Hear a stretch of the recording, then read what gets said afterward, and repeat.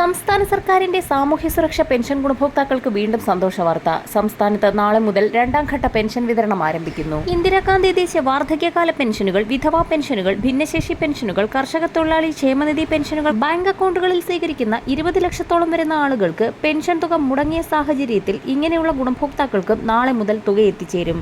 Bank വഴി ക്ഷേമ pension കൈപ്പറ്റുന്നവർക്ക് തടസ്സം നേരിട്ടതിനെ തുടർന്നാണ് ധനവകുപ്പ് പുതിയ അറിയിപ്പ് പുറത്തിറക്കിയത്. മെയ് മാസത്തിൽ സംസ്ഥാന സർക്കാർ വിതരണം പ്രഖ്യാപിച്ച കുടിശ്ശികയടക്കമുള്ള ക്ഷേമ പെൻഷൻ വിതരണം പുരോഗമിക്കുന്ന സാഹചര്യത്തിലാണ് ഗുണഭോക്താക്കൾക്ക് പുതിയ അറിയിപ്പ് എത്തിയിരിക്കുന്നത്. നിലമ്പൂർ ഉപതെരഞ്ഞെടുപ്പിന്റെ പശ്ചാത്തലത്തിൽ ഒരു ഗഡു ക്ഷേമ പെൻഷൻ കുടിശ്ശിക കൂടി ഇത്തവണ അനുവദിച്ചിരുന്നു. ഇതോടൊപ്പം തന്നെ ശേഷിക്കുന്ന 2 ഗഡു കുടിശ്ശിക ഒക്ടോബർ മാസത്തിൽ നടക്കാൻ പോകുന്ന തദ്ദേശീയ തിരഞ്ഞെടുപ്പുകൾക്ക് മുന്നോടിയായി ഗുണഭോക്താക്കളിലേക്ക് എത്തിച്ചേരുന്ന രീതിയിലാണ് വിതരണം ആരംഭിച്ചിരിക്കുന്നത്. 2 ഗഡു പെൻഷൻ തുകയായ 3200 രൂപ വീതം വിതരണം ചെയ്തപ്പോൾ 200, 300, 500, 1000 തുടങ്ങി വിവിധ സ്കീമുകളിലായി പെൻഷൻ തുക സ്വീകരിക്കുന്ന 7 ലക്ഷത്തോളം വരുന്ന NSAB പെൻഷൻ ഗുണഭോക്താക്കൾക്ക് കേന്ദ്രവിഹിതവും വിതരണം ആരംഭിക്കുന്നു.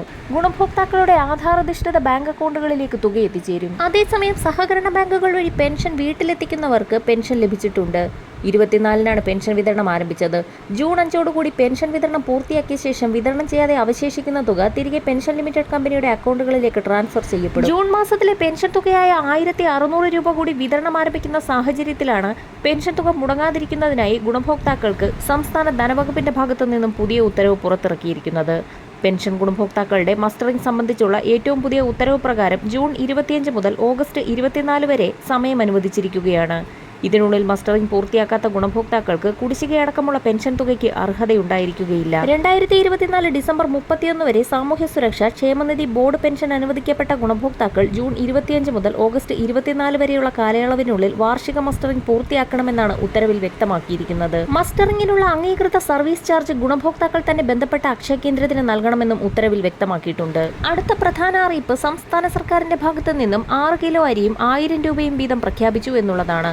തീരദേശ മേഖലകളിൽ ദുരിതം നേരിടുന്ന മത്സ്യത്തൊഴിലാളികൾക്ക് 1000 രൂപയും 6 കിലോ അരിയും സൗജന്യമായി സംസ്ഥാന സർക്കാർ പ്രഖ്യാപിച്ചു.